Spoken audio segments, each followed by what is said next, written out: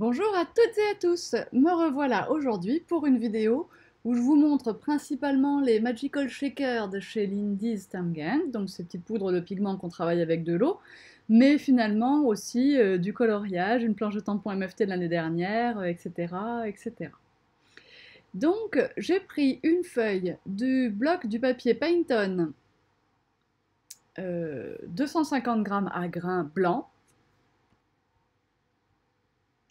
Donc ces blocs Clairefontaine, vous les trouvez depuis peu sur la boutique en ligne, bien sûr. Et j'ai sorti un petit assortiment de Magical Shakers. Alors, c'est un petit peu comme les infusions. Finalement, c'est un petit peu plus facile à utiliser, c'est pas le bon terme, mais enfin, il y a des belles couleurs qu'on travaille avec de l'eau, comme vous le voyez là. Il n'y a pas de brou de noix. Vous voyez ici aucun petit point marron qui pourrait donner cet effet un petit peu vintage qu'on a avec les infusions.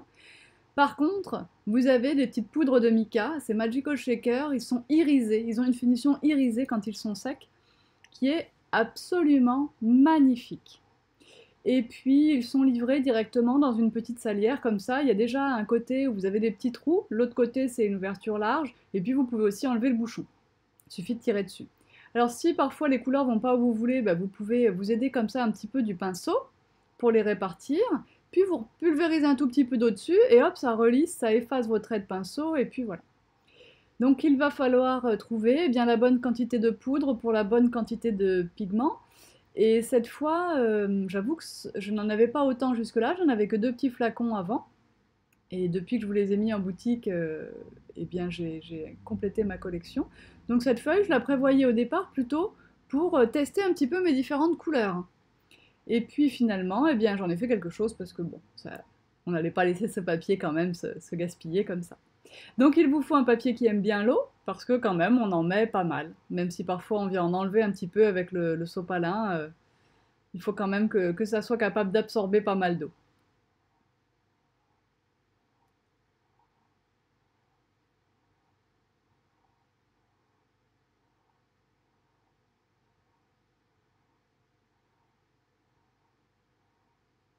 Alors moi je n'aime pas trop les effets de dégoulinure, hein, donc je fais toujours attention à éviter qu'ils n'apparaissent. Et là je vais remplir comme ça toute ma feuille. Malheureusement je vais oublier de remettre la caméra pour faire les étapes bleues de la deuxième moitié de la feuille. Mais en tout cas, j'ai fait la même chose que ce que vous voyez là, juste j'ai essayé un petit peu toutes les couleurs que j'avais sur le côté. Donc j'ai Guten Tactile, dans le turquoise, et un turquoise un peu plus vert, j'ai Time Travel Teal. J'ai des bleus foncés, du style Bavarian Blue, j'ai des oranges Oktoberfest, j'ai un jaune qui s'appelle Yodeling Yellow, j'ai un marron qui s'appelle Bratwurst Brown, j'ai un rouge, c'est Clock Cardinal, et j'ai un rouge un peu plus cuivré qui s'appelle Kowabunga Copper, et puis j'ai un autre jaune qui s'appelle California Poppy Gold, et un autre bleu qui s'appelle Afternoon Delight Denim, et ça c'est toute ma collection. J'en ai pas d'autres pour l'instant, parce que ça va pas tarder à se compléter. Donc on enlève un peu l'eau, on fait sécher, et puis on va revenir. Vous voyez le coin en haut à gauche, il est un peu trop clair, donc je viendrai, pardon pour ça, mais excusez-moi, j'ai tapé ma caméra avec la feuille. Et donc j'en ai rajouté après, bien sûr. Voilà, j'ai complété mon fond avec de l'eau, des poudres, de l'eau, des poudres, de l'eau, des poudres, jusqu'à ce que ça me plaise, aussi bien en intensité qu'en démarcation. C'est-à-dire que j'ai fait attention à ce que la démarcation soit douce entre chaque couleur, et pour ça, on remet un peu d'eau, toujours. Donc si vous avez un papier aquarelle, ça marche aussi, hein, bien sûr. 300 grammes par contre, enfin, à partir de 250 grammes. Donc voilà ma feuille à la fin. Donc là, vous avez ma feuille en entier à quelque chose près. Il doit manquer un tout petit centimètre sur un côté. Je l'ai remis dans l'ordre, parce que je veux faire une petite scène comme ça avec les couleurs qui vont les unes avec les autres. Et au départ, je savais pas trop ce que j'allais faire, et puis bon, c'est venu en cours de route. Et vous voyez ici, j'essaye de vous montrer cet effet moiré qui est donné, voilà, c'est ça vraiment le nom, c'est moiré, qui est donné par ces Magical Shakers. Alors j'utilise un tampon 100% tout en colle que vous commencez à connaître, le tampon Mandala, que vous pouvez retrouver dans la boutique. Je profite pour vous dire que les liens vers tous les produits que j'ai utilisés, eh bien, je les indique le plus régulièrement possible sur le blog tout en colle. Comme ça, je peux vous refaire un petit blabla à côté, c'est encore mieux. Et j'utilise pas de la poudre de l'encre Wow Versamark pour faire mon embossage, mais directement mon encre blanche Yeti Shelon Fawn, puisque c'est une encre pigmentée, elle est forcément à séchage lent. Séchage, je ne sais pas le dire. Et du coup, j'embosse mon tampon mandala avec ma poudre à embosser, waouh, super fine, blanche, parce que rares sont les poudres à être aussi fines, et vu la finesse du dessin de ce tampon, c'est mieux que votre poudre soit vraiment très fine pour révéler tous les petits détails, sinon vous allez avoir des manques. Alors bien sûr, on aurait pu faire tous les tampons d'un coup, mettre toute la poudre d'un coup, puis ensuite tout embosser d'un coup, mais ça ne convient pas au nombre de bêtises que je fais à la minute. Donc moi, je préfère faire fondre tout de suite, avant de mettre mes gros doigts dessus, ou de laisser tomber un truc dessus, enfin voilà. Et on fait fondre, alors surtout quand c'est le premier, on laisse bien le temps hein, à l'appareil de chauffer, on fait fondre bien zone par zone, on s'assure que tout soit bien fondu et brillant. Et donc je vais réaliser ce tampon à l'intersection, enfin à toutes les intersections en fait, voilà, pour qu'il y ait un rappel sur la petite vignette précédente. Et là, vous voyez que j'ai un petit peu de poudre en trop, donc bien sûr, je l'enlève avec un petit pinceau. Ah, celui-là, il y avait encore des petits shakers dessus, Magical Shaker dessus. Voilà, j'en prends un sec et tout propre, et j'enlève là où il y a de la poudre et où je n'en veux pas.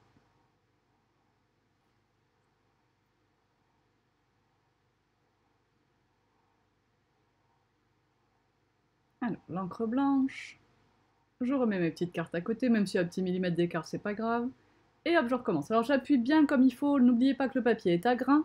En plus, il est un peu tout gondolé, parce qu'on a mis beaucoup d'eau, donc voilà. Franchement, laissez bien le temps à votre tampon de prendre. Attention, la vitesse de la vidéo est multipliée par 2, donc j'ai sûrement attendu plus longtemps que ce que vous avez eu l'impression.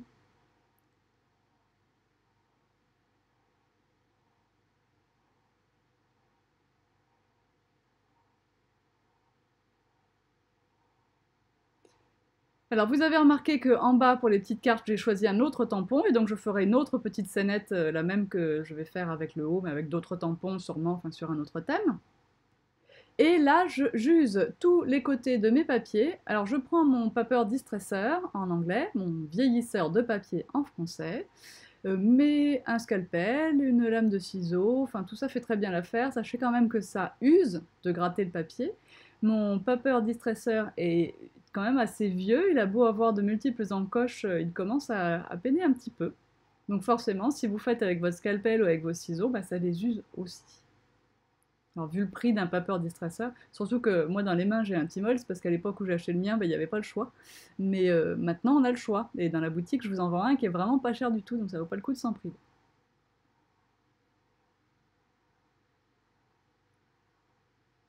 Alors ça, pour une fois, je vais vraiment pas ancrer hein, ces bords, je vais les laisser blancs. Au contraire, je veux une création assez lumineuse. Ici, je réalise l'effet que vous voyez sur la carte de gauche, c'est-à-dire que j'ai mis quelques gouttes d'un spray blanc ou clair, Lindy's, hein, un spray blanc ou clair Lindy's, donc déjà il est irisé. Et je vais mettre sur ces gouttes des Magical Shakers. Donc là, je les ai pris avec le pinceau, mais franchement, vous remettez la salière et vous saupoudrez. Hein. Et après, c'est un peu comme avec les poudres à embosser, on fait tomber tout ce dont on n'a pas besoin, tout ce qui n'a pas accroché aux petites gouttelettes d'eau.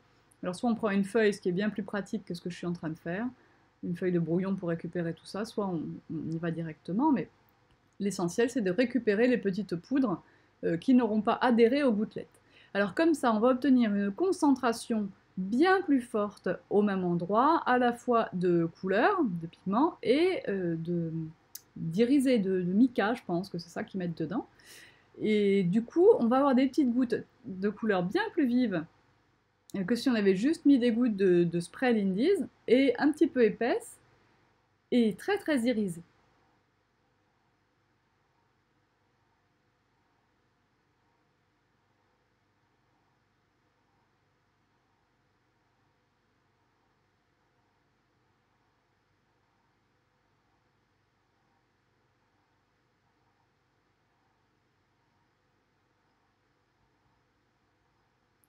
Et j'ai choisi à chaque fois une couleur de poudre assortie avec la couleur du fond. Vous voyez qu'à gauche, j'ai mis une poudre un petit peu rouge pour rappeler la petite tache rouge qui est à peu près au milieu en haut.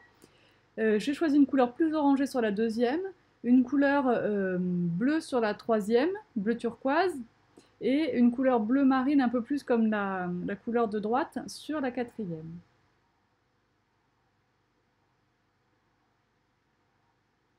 Non, c'est quand même une couleur assez turquoise aussi que j'ai mis sur la quatrième, ça doit être le turquoise un peu plus foncé. Alors je sors une planche de tampon MFT qui s'appelle Sweet Forest Friends, une planche MFT de l'année dernière qui est bien mignonne. Je mets tous mes petits tampons en place sur ma feuille blanche pour pouvoir les tamponner tous en une seule fois grâce à ma presse de précision. Et puis je vais utiliser les die de découpe pour tous les détourer. J'avoue que je pense que c'est pas plus rapide, vu le nombre de petits motifs, de mettre les die en place et de les scotcher sur la feuille pour qu'il ne bouge pas, que de prendre ses ciseaux et de détourer. Bref, hein, à bon entendeur. Et je vous retrouve une fois que tout ceci est fait.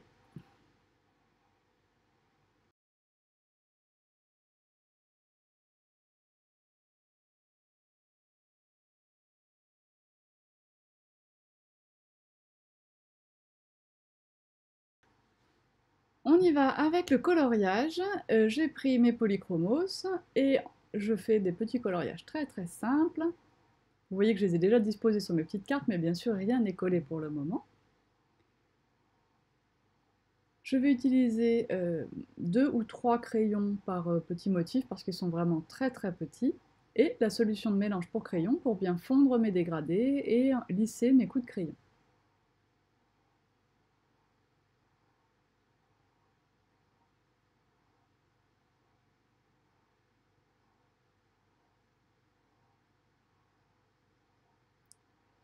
N'hésitez pas à tailler vos crayons avec le taille-crayon Faber-Castell. Vous avez repéré le trou que j'ai utilisé ici, c'est le plus fin pour les polychromos, il convient très bien et vous fait une mine très fine, très agréable à utiliser. Et la qualité de ces crayons, de la mine de ces crayons, fait qu'on peut les tailler aussi fins que ça sans les abîmer. Je nettoie mon estompe, parce que souvent j'oublie de vous le montrer, donc on prend le petit affûtoir à estompe, et on frotte son estompe en gardant un bout pointu, et hop, il est tout propre, prêt à resservir. La solution de mélange pour crayon, ça n'est pas de l'essence de térébenthine, je le dis tout de suite parce que vous allez me demander dans les commentaires. Ce n'est pas de l'essence de térébenthine, je ne sais pas ce qu'ils mettent dedans, ils protègent leur fabrication, et en tout cas, c'est une solution de mélange pour crayon qui fonctionne, alors que d'autres produits qui ne seraient pas appelés solution de mélange, eh bien je vous garantis, pour avoir essayé, qu'ils ne fonctionnent pas. J'ai donc, voilà, je continue de travailler. Alors bien sûr, quand on passe à solution de mélange, on affadit un petit peu le foncé, donc on n'hésite pas, c'est pas parce qu'on a mis la solution qu'on ne peut pas rajouter de foncé.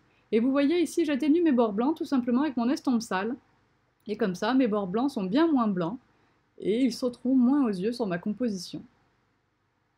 Donc je vais comme ça colorier tous les éléments de ma petite scène.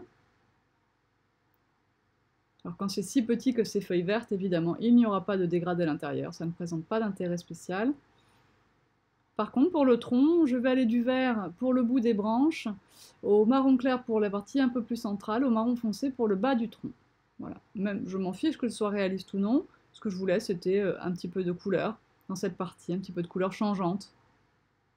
Et vous voyez que même sans la solution de mélange, déjà les crayons polychromos ont cette faculté hein, de déjà se fondre hein, naturellement.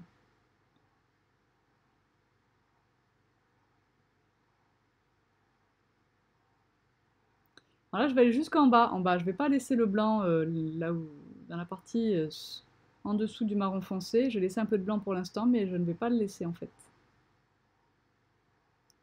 Et là, vous voyez, je salis aussi hein, les bords blancs autour de mon tamponnage, comme je l'ai fait tout à l'heure. Et je le fais pour tous les éléments. J'ai oublié de le faire pour les petits oiseaux. C'est tout. J'ai décidé que c'était des canaris, je les ai fait jaunes.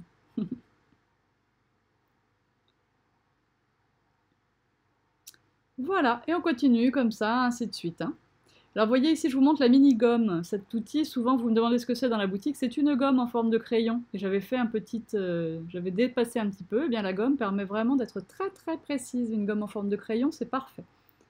Et moi j'ai des poils durs de l'autre côté parce que c'est pour les fusains, mais au magasin, celle que je vends a 2 bouts gomme. Un bout blanc, un bout rose.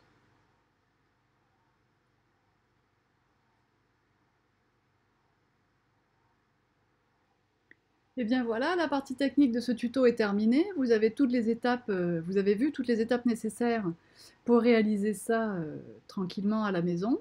J'espère que ça vous plaît, que vous allez éventuellement effectivement essayer, et puis avec une destination un petit peu plus originale, on fait de ces petites cartes un petit tableau à accrocher au mur. Donc voilà ce que ça donne à la fin.